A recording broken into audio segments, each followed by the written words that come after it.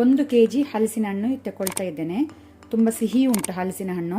So 1 KG ಹಲಸಿನ ಹಣ್ಣಿಗೆ ಅರ್ಧ ಕೆಜಿ ಬೆಲ್ಲದ ಪುಡಿ ಹಾಕ್ತಾ ಇದ್ದೇನೆ. ಆನಂತರ 1/4 ಕಪ್ನಷ್ಟು ತುಪ್ಪ ಗೀ. ಹಲಸಿನ ಹಣ್ಣನ್ನು ನಾವು ಮಿಕ್ಸಿ ಜಾರಿಗೆ ಹಾಕಿ ಗ್ರೈಂಡ್ ಮಾಡುವ, ರುಬ್ಬುವ.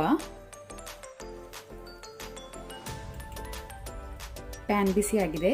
ಈಗ ತುಪ್ಪ ಗೀ ಹಾಕೋಣ. ಬಿಸಿಯಾಗಲಿ.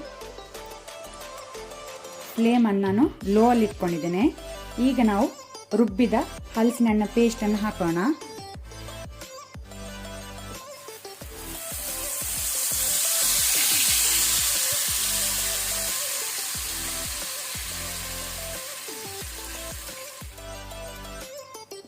ಈಗ ನಾನು ಫ್ಲೇಮನ್ನು ಮೀಡಿಯಮಲ್ಲಿ ಇಟ್ಕೊಂಡೆ. ಅದರ ಜೊತೆ ನಾವು ಬೆಲ್ಲದ ಪುಡಿ ಜಾಗ್ರಿ ಪೌಡರ್ ಹಾಕೋಣ.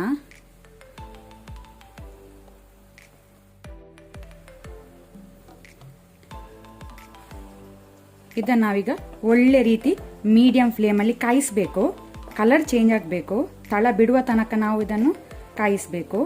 ಕಂಟಿನ್ಯೂಸ್ ಮಿಕ್ಸ್ ಮಾಡ್ತಾ ಇದನ್ನು ಕಾಯಿಸಿ.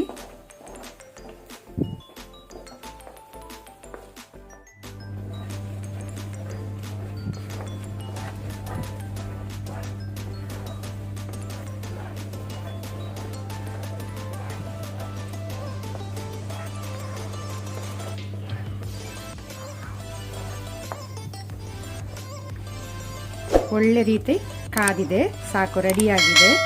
ಬೇಕಂದರೆ ನೀವು ತುಪ್ಪದಲ್ಲಿ ಸ್ವಲ್ಪ ಕ್ಯಾಶ್ಯೂ ನಟ್, ಗೋಡಂಬಿಯನ್ನು ಫ್ರೈ ಮಾಡಿ ಇದರ ಮೇಲೆ ಹಾಕಿ ಮಿಕ್ಸ್ ಮಾಡಿ ಬಿಡ್ಬೋದು.